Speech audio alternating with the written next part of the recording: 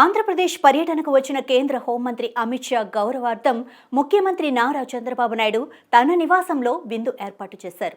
AP CM ఇచ్చిన విందుకు కేంద్ర హోంశాఖ సహాయ మంత్రి బండి సంజయ్, డిప్యూటీ సీఎం పవన్ కళ్యాణ్, లోకేష్ సహా మంత్రులు, రాష్ట్ర బీజేపీ అధ్యక్షురాలు దగ్గుబాటి పురంధరేశ్వరి తదితరులు హాజరయ్యారు.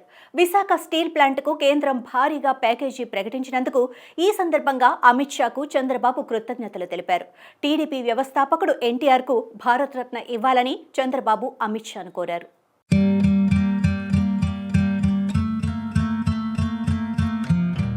చంద్రబాబు నివాసంలో ఏర్పాటు చేసిన విందులో అమిత్ షా మాట్లాడుతూ, విశాఖ ఉక్కు తెలుగు ప్రజల మనోభావాలతో ముడిపడిన అంశమని, దీన్ని పరిగణలోకి తీసుకుని ప్యాకేజీని ప్రకటించామని అన్నారు. స్టీల్ ప్లాంట్కు మంచి భవిష్యత్తుందని, అందరం సమిష్టిగా కృషి చేసి లాభాల్లోకి తీసుకొద్దామని ఆశాభావం వ్యక్తం చేశారు. ఎన్టీఆర్కు భారతరత్న ఇవ్వాలని కోరిన చంద్రబాబు, జాతీయ స్థాయిలో కాంగ్రెస్కు వ్యతిరేకంగా భావ సారూప్యత గల పార్టీలను ఆయన ఒక్క తాటిపైకి తీసుకొచ్చిన విషయాన్ని గుర్తు చేశారు. అటు సినీ రంగానికి, ఇటు రాష్ట్రానికి ఆయన చేసిన సేవలను వివరించారు.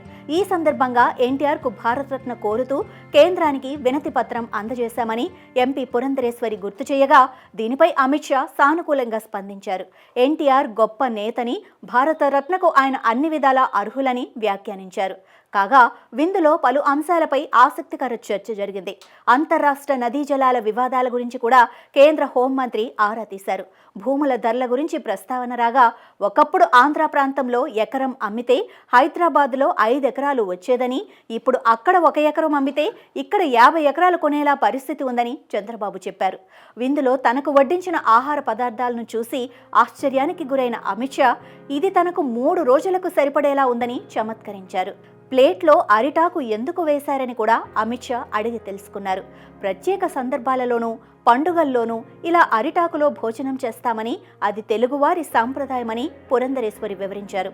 అయితే ఎన్టీఆర్కు భారతరత్న పట్ల అమిత్ షా సానుకూలంగా స్పందించడంపై టీడీపీ వర్గాల్లో సంతోషం వ్యక్తమవుతోంది.